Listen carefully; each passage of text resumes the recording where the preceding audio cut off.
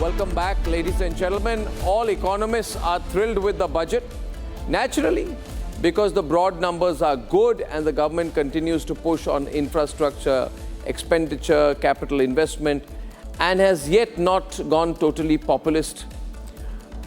It has not vastly increased subsidies or the cost of subsidies because it keeps its expenditure under check.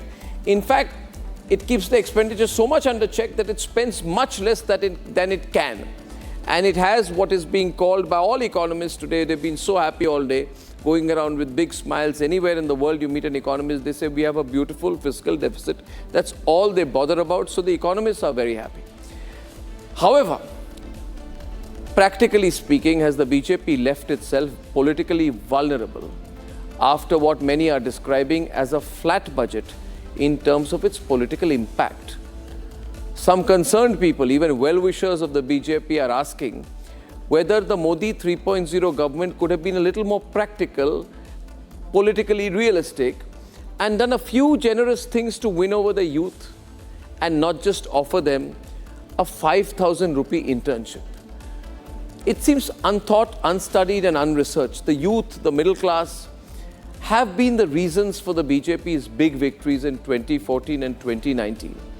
Women have been another big factor.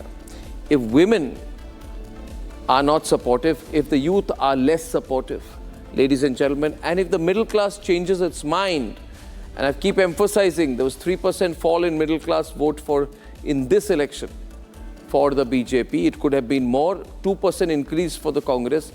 When the BJP substantially lost the middle class vote was in 2004 and Vajpayee was voted out of power. These are political realities. These are practical realities. I have spoken to many politicians today, many bureaucrats, many of whom are supporters of the overall BJP's right of center brand of politics. The overwhelming number of them feel that the BJP could have done more, not just for its allies, but given what the results were, to expand its voter base, which has comparatively dropped in the last election. So my sense is that the government feels that it has 5 years to consolidate the whole thing, 5 years to consolidate the votes. As the Prime Minister said at the start of the budget session when he was addressing the media a couple of days back, he said next 4 to 4.5 years, his words, should be dedicated to the national cause and not to politics. And I agree with the Prime Minister. But can the BJP, which is facing state elections, which will be watched globally later this year, and also internal discontent, take a political chance? That is the question that we need to address and which we will. So in a few moments, let's debate. Pradhan Mantri Gram Sadak Yojana, Phase 4 of the PMGSY. Union Minister Nirmala Sitharaman announced special aid packages and mega infrastructure boost for Andhra Pradesh and Bihar. The announcement followed funding requests from the two main NDA allies, the JDU and TDP.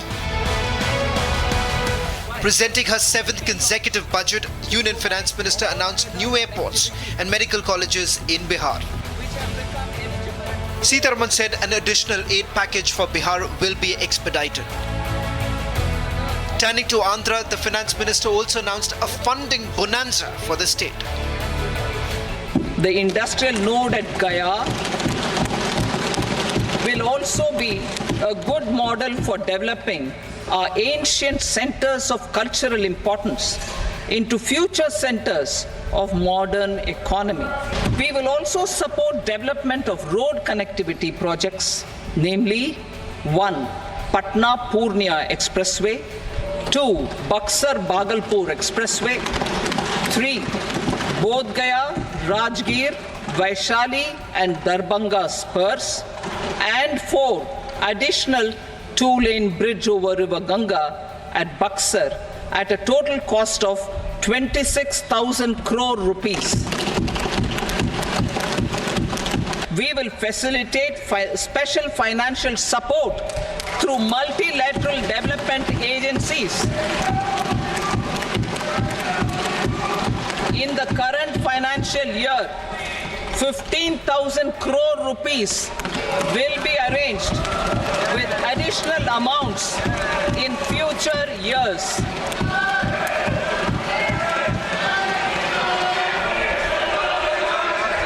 Our government is fully committed to financing and early completion of the Polavaram irrigation project, which is the lifeline for Andhra Pradesh and its farmers. The budget packs a special capital investment for the development of Andhra Pradesh. The budget also provides for a dedicated funding push for Bihar. While stopping short of granting special category status to Andhra Pradesh and Bihar, a key demand put forward by the TDP and JDU, the centre has done enough to keep its allies happy.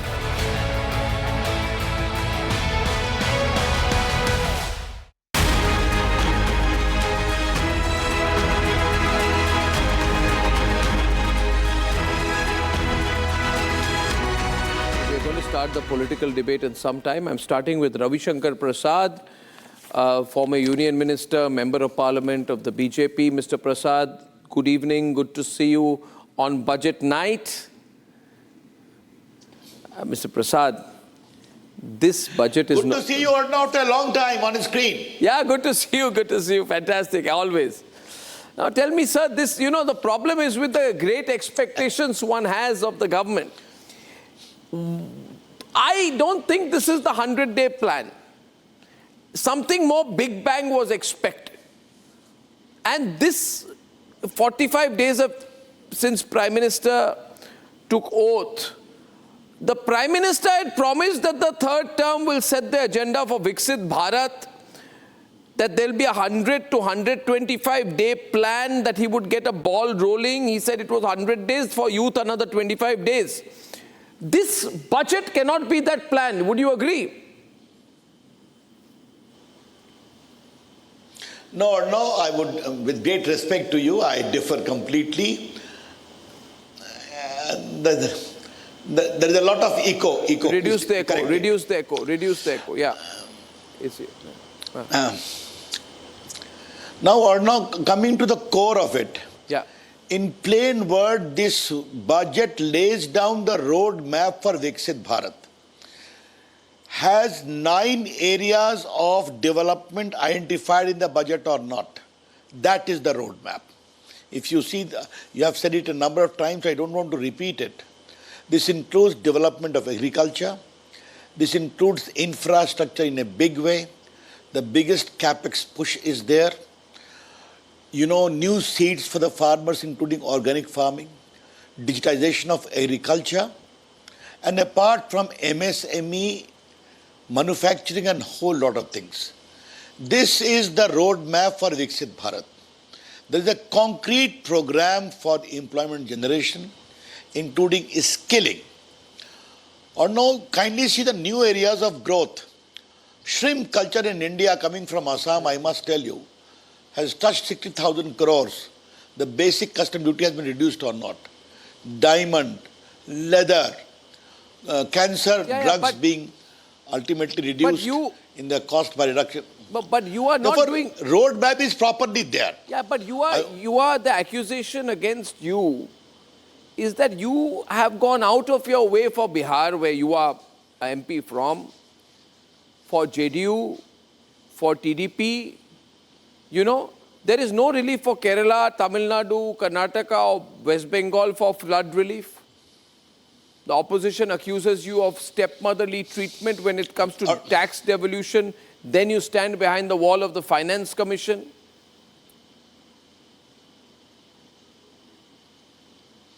Arnab, may I respond to your query? You have rightly put it. If Nepal, no barrage, etc., the rivers of Koshi, Kamla Balan, Gandak, Budi Gantak create havoc. They don't only create havoc for Bihar, they create problem for adjoining Bengal, including Assam. And in this flood protection program is extended to Sikkim, to Assam, to Uttarakhand, to Himachal Pradesh, to Bihar.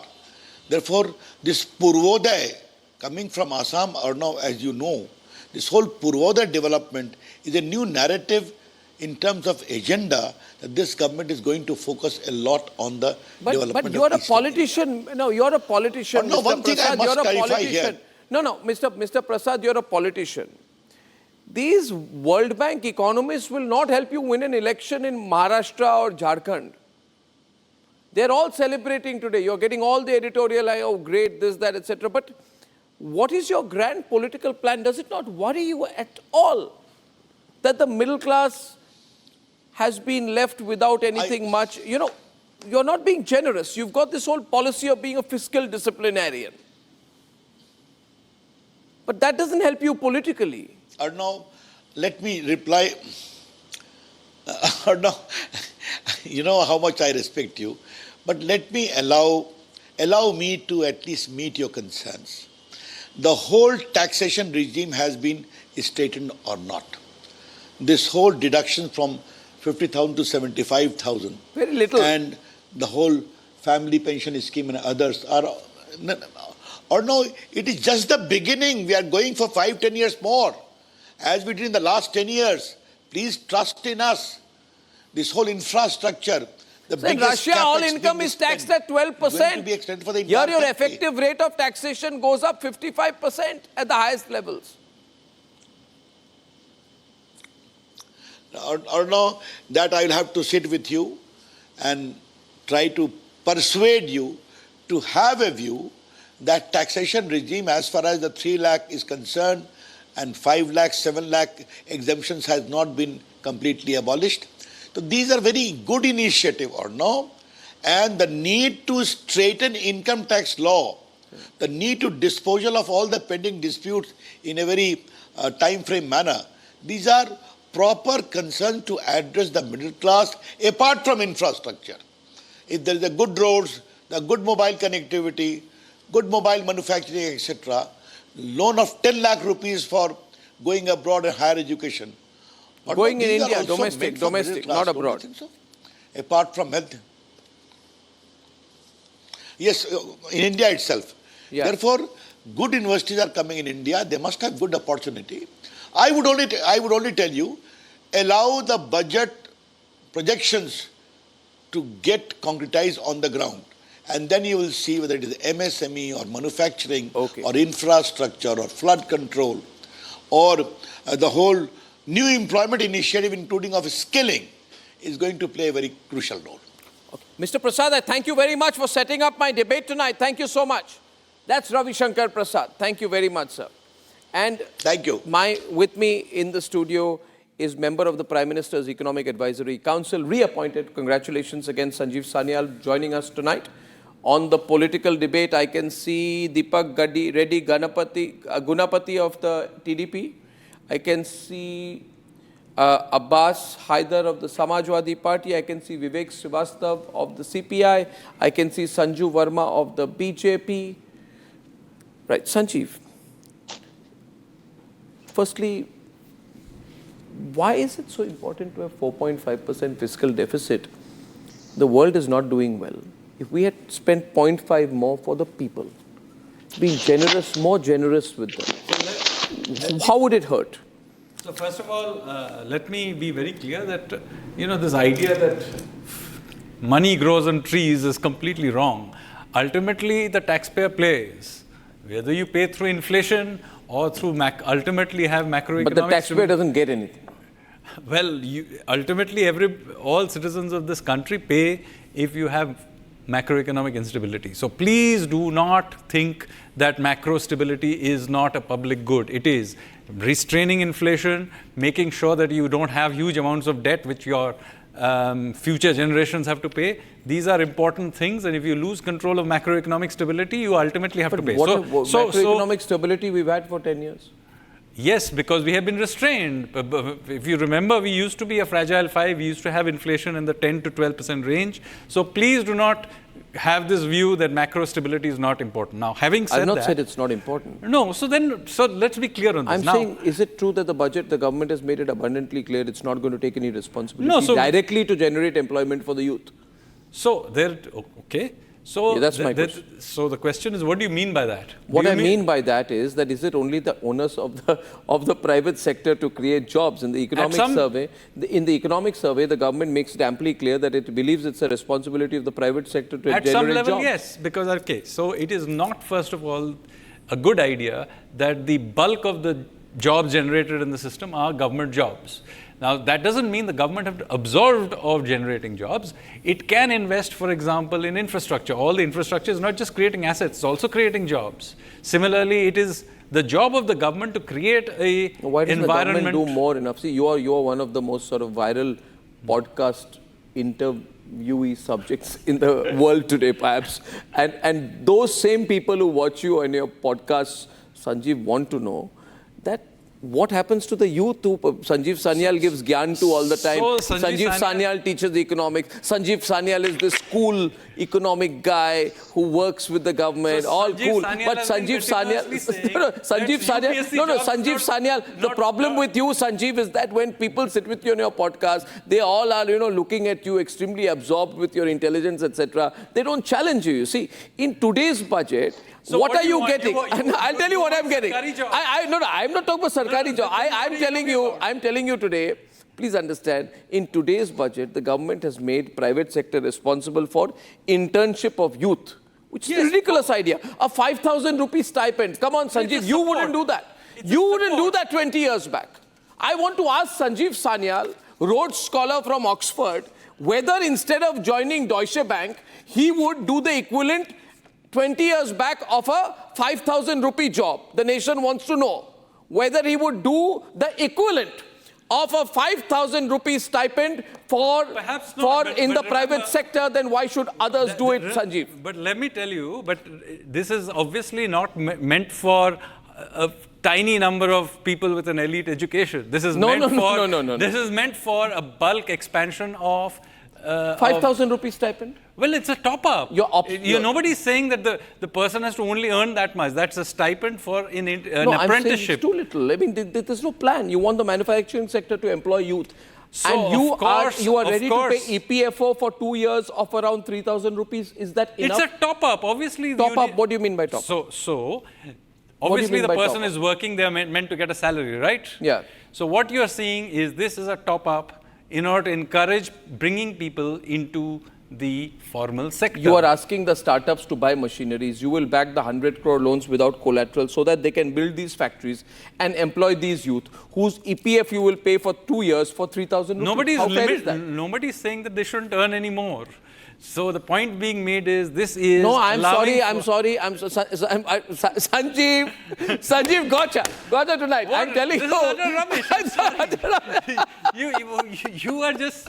I'm having a great time tonight. We have the panel. They're also having a great time tonight. Okay, by the way, let me reveal this, so there's no conflict of interest emerges out here. That Sanjeev's an old friend and he's been a year senior to me in college and I'm having a blast tonight because I'm not one of those starry-eyed podcasters looking at you, Sanjeev, educate me kind of stuff. Sanjeev, listen, you could have done more to the youth.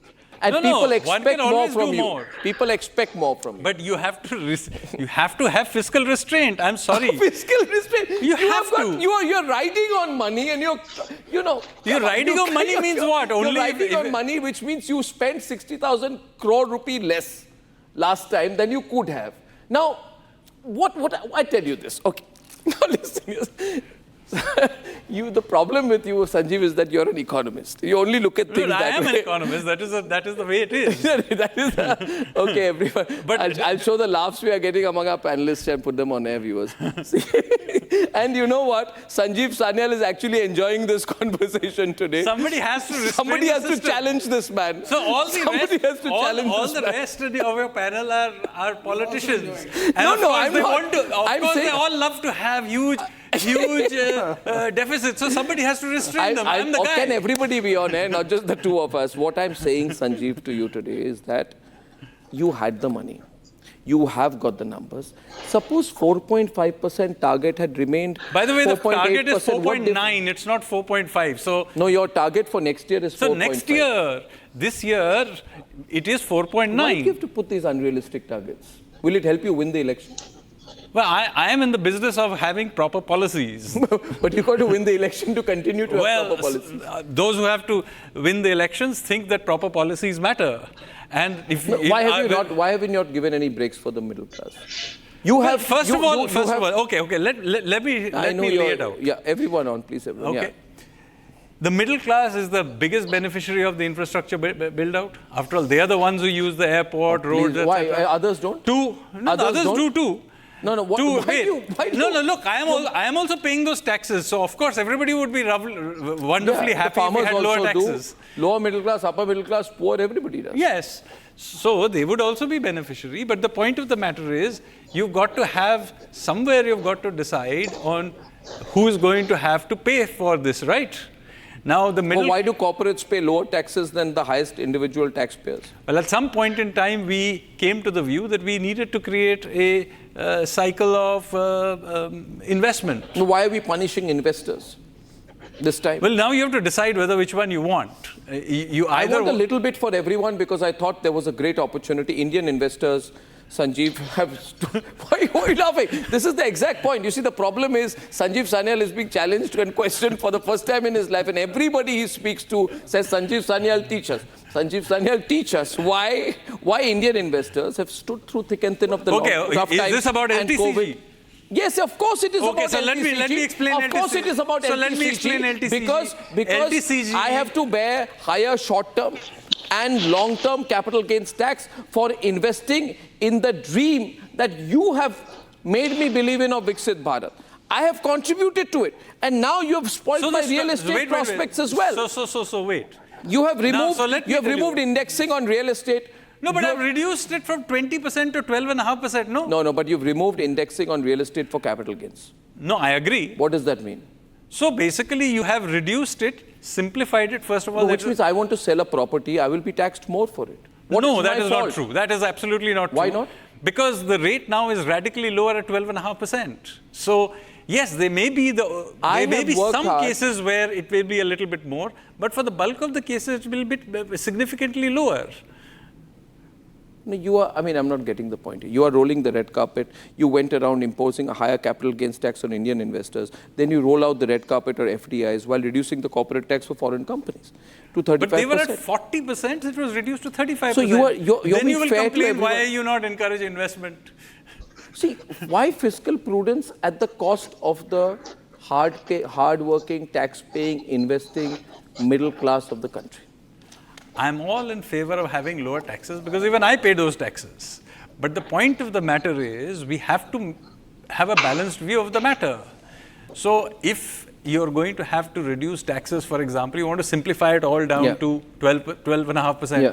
Now, I can't bring the whole thing down from 20 to 12.5% and retain all the other things. No, I have to balance it with something. You're saying it's not as easy as it looks. Of course, it's not as easy as it looks. Can we open up the political debate? Absolutely. Okay, so stay on. Don't go away. We're enjoying this tonight. Okay, who's opening it from the anti-BJP side? Sanju is waiting to have a go at all of us, including me, I'm sure. Yes. Akash. Yeah, Akash. Akash, yes. Arnab, today's budget today India is facing four biggest challenges, that is unemployment, inflation, poverty and economic disparity. Interestingly, our budget was unable to solve these problems. It seems like this at present. 30% income tax, 18% GST, 1.5 lakh road tax, 20% LTCG tax, and then there is a fiscal deficit of 4.9% of GDP. It does not seem like that we are going in the right direction. Now let me complete. 2023-24, agriculture, education, health, social welfare, ST development, and I can name more. The amount which was slated, the spending was less than that. This shows that why the development did not happen in these particular sectors. Decreased health budget this time, 1.98% to 1.85% of the GDP. GDP growth in 2010 was 8%. In this, now, what is your question? 2024, 6.5%. My point is that, I'll just give one, my point is that this budget does not solve the big problems that India is facing today, first. And second point, why which specific big problem? Which specific big problem? We have many problems. Which specific big problem? Unemployment, poverty, economic disparity. There are many problems. Inflation. Now, let me tell you one particular thing. That why the tax regime was changed in new and not in old. You know why? I'm totally confused. Why it is not changed in old? Why don't you want that common man should invest and save taxes rather than why do you want Sanju is going for that. Sanju is going for that. I'm letting her. Yeah, Sanju is going for that. I'm letting her. Sanju is responding now. One minute. Sanju is responding now. Yeah. Thank you. You know, Arnab, I think it was an excellent budget, and Sanjeev Sanyal made some very interesting and pertinent points. Sanjeev in the middle. Yes. Yeah. So, you know, I now want to make a couple of points. This whole narrative that the Modi government is anti-middle class, I think that's a whole lot of balderdash. And I'll tell you why. In the previous tax regime, between 6 to 7 lakh per annum of income, you used to pay 10% tax. Now that stands curtailed at 5%. For income bracket between 9 to 10 lakh per annum, the previous regime was 15%. Now that stands reduced to 10%. Correct. Point number one. Point number two, when you say that middle class ke liye kuch nahi hua hai, I want to make another pertinent point. Ayushman Bharat, more than 33 Ayushman cards have been issued, and the biggest beneficiaries are the middle class. You know, there has been a lot of discussion since morning about, you know, insurance premium being taxed at 12% or 16% or 18% under GST, and that is anti-middle class. So let me tell you something. When you talk about GST of 18% or insurance premium, you also need to factor in this point, which nobody in your panel since morning seems to be making. Pradhan Mantri Jeevan Jyoti Yojana. Guess what the annual premium is? It's only 330 rupees. Roughly $4 per annum. What is the annual premium of Pradhan Mantri Suraksha Bima Yojana?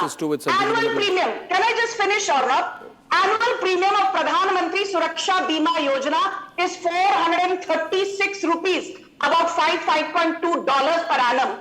And who are the biggest beneficiaries of these insurance programs of the Modi government? It's the middle class. Today, under the Pradhan Mantri Suraksha Bima Yojana and Jeevan Jyoti Bima Yojana, you have more than 30 crore people who are benefiting directly or indirectly, and you say कि Modi सरकार ने middle class के लिए कुछ किया नहीं. Now my final point is this: we've discussed Mudra Yojana, you know, ad nauseum.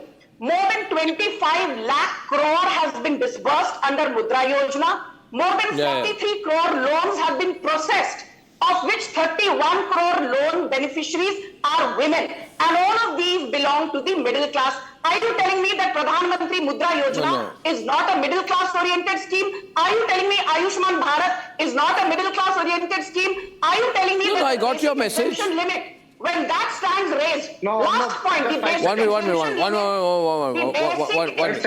One minute. Please wait, Akashdeep.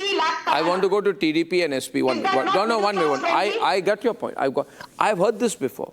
Since 2014, I've been hearing every time you raise the middle class question, the question is asked that there are several other programs in which the middle class benefits. Yes. So why you? Because you are the vocal people. Why are you shying away from the truth? I'm why are you shying away from the hard facts? I'm not a shy kind of guy at anything. You want to put a gun to my head and say what you want. I am not a violent, gun-toting or shy person by any measure. I'm just having a good time. I'm the only person who's having a good time on the day of the budget. You know, all these business channel guys are all so dour and so boring. I'm not trivializing a thing. I'm just saying that there's a very privileged person called Deepak Reddy Gunapati. He is the most privileged person in the country today because he's national spokesperson of the Telugu Desam party. And I began tonight by saying Abbas, Mr. Gunapati, for Amravati, you have got, as of now, I hope this is your last installment. Your first installment is going of 15,000? 15,000? Yeah. Crore rupees. Crores. Okay. And then there is this calculation for the entire middle class, where from 3 lakh, 0 lakh to 3 lakh, 3 lakh to 7 lakh, 7 lakh to 10 lakh, 10 lakh to 12 lakh, 12 lakh to 15 lakh, 15 lakh to 30 lakh. And in this whole bracket, you give some, save some logic. And the government basically said that something like we are going to spend 25,000 crores, we are going to make 10,000 crores, net loss of 7 to 7,500 crore rupees. So people ask me, how are you looking upon this? I said that all of middle class is getting half of what TDP is getting. I'm right? For TDP's one project of Amravati, you're given 15,000 crores. Net, you're bearing 7,000 crores for 31% of the population of India. Now counter me. Somebody counter me on this. And if you'll say, no, you're comparing apples and oranges, I'll tell you why I'm not comparing. I put currency, Indian currency on both sides. Why is the TDP so special? Are you special? Do you believe they are special? They are special. You believe Mr. Gunapati is special? Of course. You think they're being treated differently? He is the happiest man today. He's the happiest man. And we can see it on your channel. He's smiling. And do you believe Samajwadi Party? What do you believe of what what Andhra has got? Why do you believe they've got preferential treatment? I mean, 1 minute. I'm asking SP. Abbas, unmute yourself. These are just announcements. Till the time the money is not being allocated and the money is not being used by the Andhra government, we won't believe that they have got anything. Because we have seen in the last budget, they have allocated 86,000 crore rupees for health sector. And Arnab, only 79,000 crore were used. So this is what has been happening. The current budget has not addressed the major issues of the country. No, are allies being appeased? Come to the point. The percentage of budget in the agriculture sector has been declining from 2019. In 2019, it was 5.44%. By the last year, it was 3.20%. Now it has been further declined to 3.15%. So this has been happening similarly with skill training. Don't interrupt me. No, you don't. The average rural outlay budget. Don't heckle with me, let me complete. Don't interrupt me, thank you. This is not fair. No, I'm not going to debate like this. If you keep on heckling me, first let me complete, you can get your time, then you can speak. Every single year. I don't know what numbers you're peddling here. अरे I'm not just check. अरे भाई आपको तो कुछ भी नहीं पता. Sanju, you don't know anything. Just keep on saying anything you want. Okay? You never listen to facts. Somebody who is the PM's economic advisor is sitting here. He'll correct me by Put him on air. Yes, put him on air. Put him on air. Let's interact with him more. यहाँ बैठकर भाषण मत कीजिए. No facts and figures, just facts. That's all you do. 1 minute. Okay, can I put that? Deepak, you see, Deepak, is the TDP getting a disproportionate share of the resources in this budget? Everybody's talking about it, you see. I don't know. I need a couple of minutes. I see you're in a good mood today, and I want to be in the same phase as you are. The gentleman from representing SP made me feel as if Andhra Pradesh and Bihar is getting the lion's share of the entire 48,21,000 crore budget. That's how he made me feel. And the second aspect is, I was actually going through all the comments made by the indie ecosystem. For a second, I thought, we don't have food in this country to eat. We don't have roads to travel on. We don't have schools to send our children. Or we don't have hospitals where people can go to. That's how they made it sound. So what I wanted to ask you is, if the indie ecosystem is really so concerned and they are like, they can't live in this country, do you have any information that they are going to migrate somewhere? I mean, I just wanted to check on that. If at all you know the place and time, please let me know. Okay, now coming to the point. Let's look at the overall budget. The 15,000 crore allocation which was given to Andhra Pradesh for the Amravati, it is only 1.3% of the capex expenditure. Whereas our population demographics, if you take, it's about 3.75. So it's way below than that. So you want more money? If you take it on the overall budget, it is 0.03%. Merely by mentioning the name Andhra Pradesh Reorganization Act in the budget document doesn't make it, that we have been given everything. So if the same logic or analogy holds good, then the last 10 years they haven't mentioned Andhra Pradesh in the document. That means injustice was done to us. So this is absolute rubbish, since you called it a political debate, and I'm talking politics. And when this part of the section was being read out by the finance minister, you had a whole lot of people from the indie ecosystem, if you can overhear. Yeah. Okay, jab milega, oh nahi milega. And then again they come on here and they say that Andhra has got way below what Bihar has got. So their intention is that the Shakuni politics, they are desperately Shakuni. trying. Shakuni Mama. Politics. Shakuni Mama politics. They want to get differences between TDP spokespersons accuse TDP. Breaking news: TDP spokesperson accuses India alliance of Shakuni politics. This is the quote. Continue, Deepak. Descendants Continue. of- This or is you going can to go see- viral. Just continue. You're on a roll. I'm not even trying to stop you. Yeah, Shakuni politics in play. What's going on from the day of election counting? So let me get one thing very clear. No matter how much they play these these Shakuni tricks, they aren't going to damage us. Chandrababu Naidu ji has actually on the floor of the House in the Assembly today thanked the Prime Minister, and Lokesh ji also has tweeted Rajat? the gratitude. Okay. So they cannot. Rajat was mightily amused with this reference to Shakuni politics. And our partnership is going to be there for the next 10-15 years. Yeah, I must say I'm pleasantly, 10-50, I heard that. I was pleasantly surprised at all this, self-righteousness about, you're helping your allies kind of stuff. One day, Rajat, in I think February 2011, after we broke about 6 camps at that point of time in Times Now, I sat in a press conference with the Prime Minister, and at that point of time, in answer to almost every question, Manmohan Singh spoke about the compulsions of coalition politics. I asked him a question about the Devasis Rose camp. To that also, he indirectly spoke about compulsions of coalition politics. I mean, these are fine people to be talking about helping Andhra. I mean, I like this self-righteous, you're giving too much to Andhra. What have you done? I mean, I think sometimes, what if 15 parties were in power today? Who would be their finance minister? What would be the fiscal deficit then, Rajat?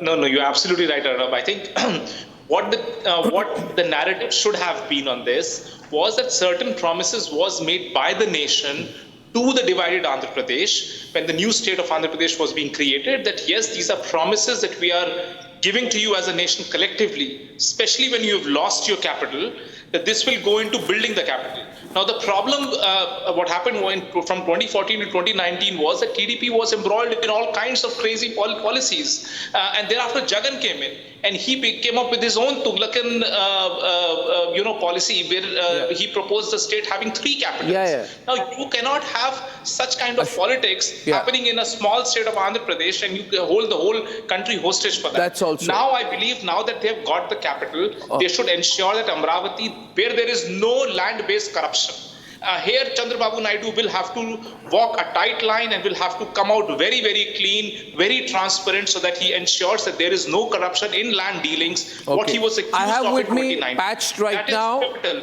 But Arnab, one more point. Well, I have patched. Can I go across to Ashwini Vaishnav and come back to you because he's been waiting? Sorry for that, Rajat. Union Minister Ashwini Vaishnav, holding railways, telecom, and the Ministry for Information and Broadcasting, must be one of the busiest ministers in the cabinet, has found time to be with us tonight. So, Mr. Vaishnav, broad question to you. We have high expectations because in February, the Prime Minister says in interviews from February to April, up to the elections, he talks about 100 to 125-day dramatic Viksit Bharat program. I am not sure that I saw enough of that illustrated in today's budget. So will that be done separately at the end of 125 days of the government? Is there any intention to come out with a more elaborate, detailed program, which was called by the Prime Minister pre-election as the Viksit Bharat program, the 100 to 125-day plan?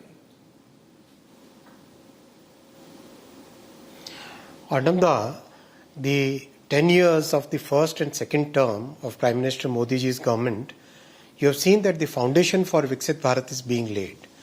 The foundation comprises multiple things. First and foremost, a very inclusive growth model, a model in which the poorest of the poor families, the families which have been deprived for a very long period, the people, the areas which are marginalized, those areas are now becoming mainstream. The second foundation is the infrastructure foundation, whether it is railways, highways, seaports, airports, transmission lines, medical colleges, AIIMS, engineering colleges, IITs. This entire social, digital and physical infrastructure is being built. The third big foundation is simplification. As you are aware, more than 1,500 laws have been removed from the law book because they were archaic and they were no longer relevant. A very comprehensive work is being done for laying the foundation and building the path towards Viksit Bharat. This is a very continuous process. This budget is a continuation of this policy framework which Prime Minister has demonstrated and implemented in the last 10 years. This framework and today's budget puts a huge emphasis on the continuity of the policy as well as making some quantum jumps in employment generation, in relief for the middle class, in making sure that the capital, the capex required for infrastructure is at an all-time high of 11.11 lakh crore. So these are very big decisions. If you look at this 11 lakh crore number itself, look at this number 10 years back. It was something like 2,75,000 crore or something like that. Less than 3 or maybe around 3 lakh crore. So where was 3 lakh crore and today we are at 11.11 lakh crore. So these are already huge, big decisions which Honorable Prime Minister has taken. The other big, bold decision is to have a huge focus on manufacturing which generates enormous amounts of employment. So these are really big decisions where the country will be benefited not only in just one financial year but also throughout the next many years. Mr. Vaishnav, is there an attempt to counter China through a strategic change in customs duties? I saw the customs duties for critical minerals where the FM proposed to exempt customs on 25 critical minerals, reduce the basic customs duty on them. Because China accounts for 70% of rare earth mining. And India saw a jump in imports of critical minerals. So I was just trying to put two and two together here, that is there a clear direction here? Whether solar or critical minerals, if it's happening, it's good. Is that part of the sort of counter-China program because the whole world is looking at China plus one strategy? Ananda, see, our Prime Minister's vision for Atmanirbhar Bharat, where we become self-reliant in an entire bouquet of technologies, many sectors of production, and this has been demonstrated so well in electronics manufacturing, mobile phone manufacturing, and now very recently the servers started getting manufactured in India. So that's something which is part of the broad policy framework where our country should be self-reliant in multiple things. The critical minerals become a very important part of electronics value chain. So you must have seen there are 3 major customs duty simplifications announced, and there are 5 major, and out of that 3 major simplifications relate to the electronics and mobile and telecom manufacturing. So these are the manufacturing sectors which have gained huge size in the last 10 years. Significant amount of employment is there in these segments, and now the time has come to develop the component ecosystem. So for the component ecosystem, the raw materials, whether they are coming from China or they are coming from Africa or they are coming from US or from Australia, has to be seen in a very holistic manner. And there is a very major attempt to produce these critical minerals in India also, because we have a significant amount of rare earth deposits both on the east coast and the west coast, where we have developed technologies to beneficiate those minerals, and now we are developing technologies to process those minerals into converting them into metals. So this is a very good initiative, and this will be good for the country's long-term. How will you respond to the politics of it? The budget is being called a Kursi Bachao budget by some, discriminatory by others. They're starting protests in Parliament tomorrow. How will you handle the politics of it? See, the opposition has no substantive point on this budget, right? There is every sector of the society and every area of the country is addressed, covered in this budget. Look at the 11 lakh crore capital investment program. 11 lakh crore capital investment program will be used for building highways, railways, ports across the country, airports, transmission lines across the country. Every state will be benefited. So where is the question of criticism? Yes, in certain states, if there are requirements of special packages, it has been part of our democracy for ages. I mean, there's nothing so unusual in this. So since the opposition is not able to find any substantive point, that's why they are resorting to things like boycotting. See, the opposition doesn't have a vision. That's why they just want to walk away. The opposition doesn't have a proper agenda. That's why they just want to boycott. The opposition simply doesn't have any point to say. So what else will they do except shouting and coming into the well? I get that. I mean, that's become par for the course now in Parliament. Mr. Ashwini Vaishnav, thank you very much. Thanks for joining me midway through my program today. Thanks very much. See you soon, sir. Thank you. I'm going back to the political... Thank you, Mr. Vaishnav.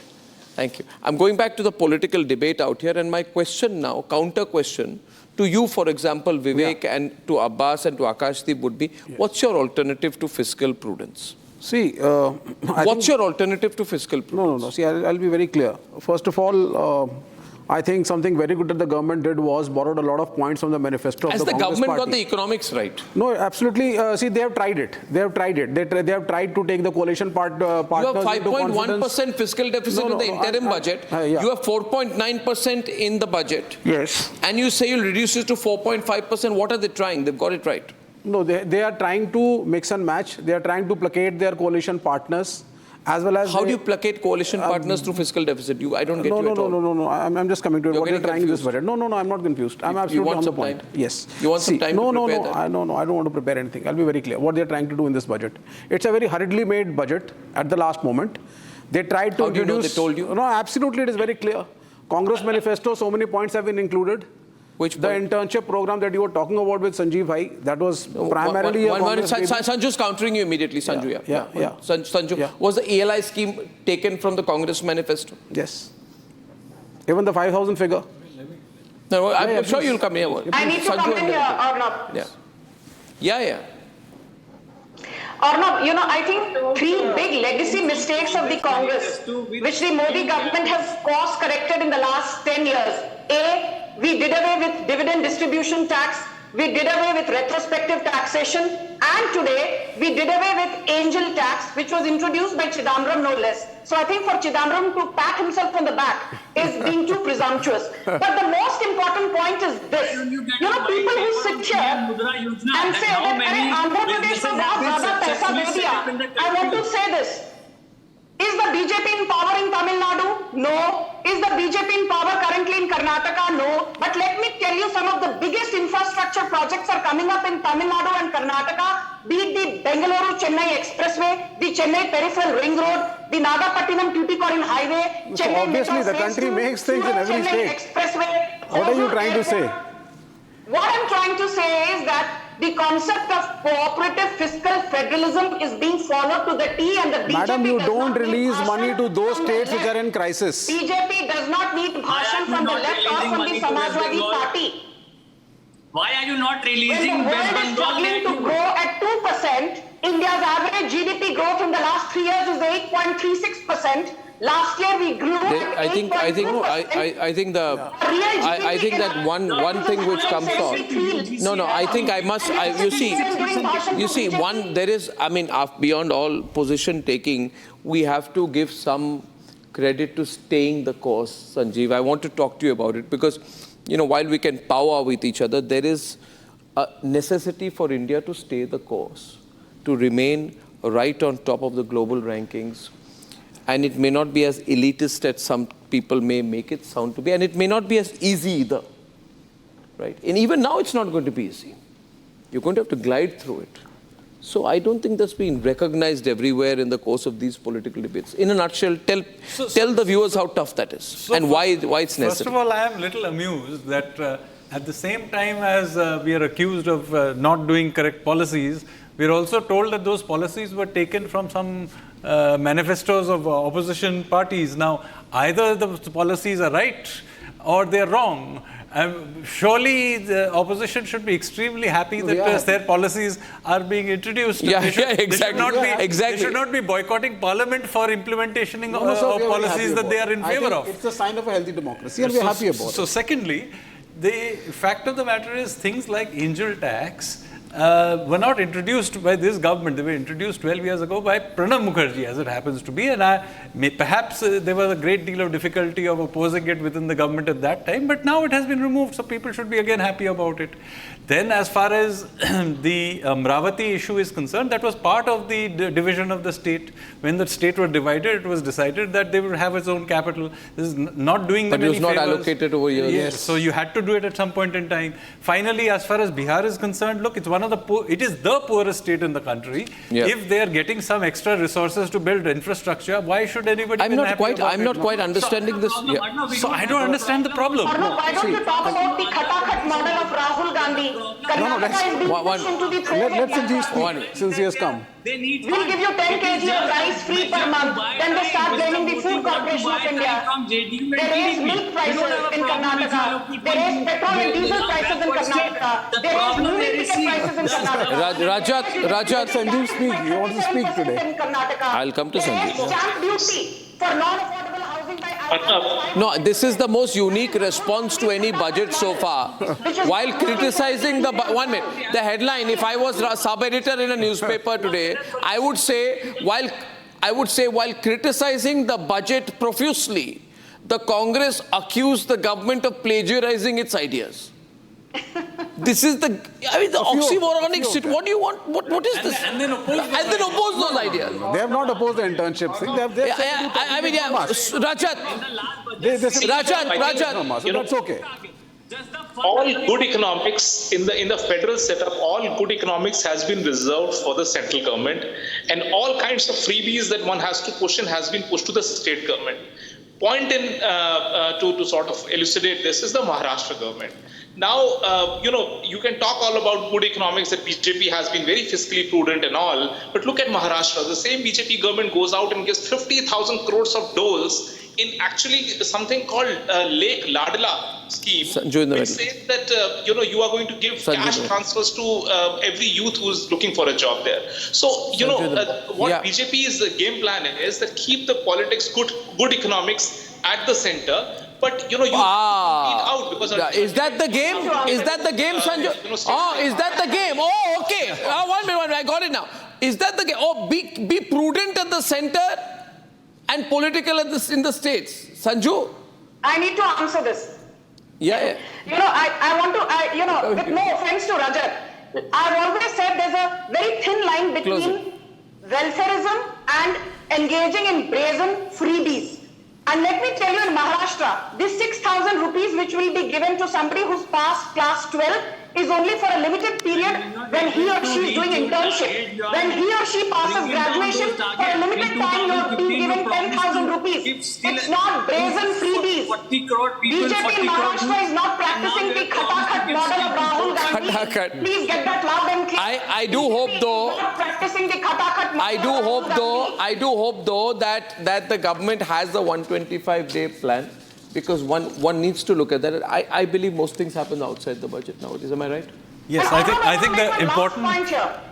So I always say that the difference between the Modi government and erstwhile Congress regimes is this: you can have a grand vision, but you need to marry that with seamless execution, and that is where the Modi government scores. Because grand vision and seamless execution have come together to ensure that we are growing at 8%. Anyway, Chidambaram says, I don't like the budget because you plagiarized my ideas. Is there going to be that? I mean, everything needn't be in the budget. So first of all, if somebody takes credit for it, so be it. As them, it's a good positive thing. It's a good thing. I mean, I have been arguing against the angel tax for years as well, but that's not the point.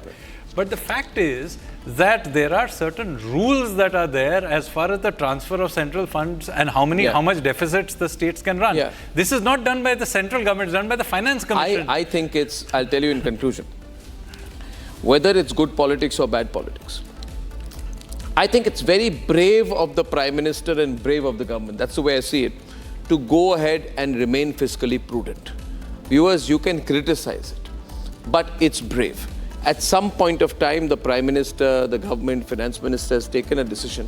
We need to stay the course as a country. We'll take care of the politics later. And that's an incredible move. I'll see you at 9 o'clock tomorrow. Good night and goodbye.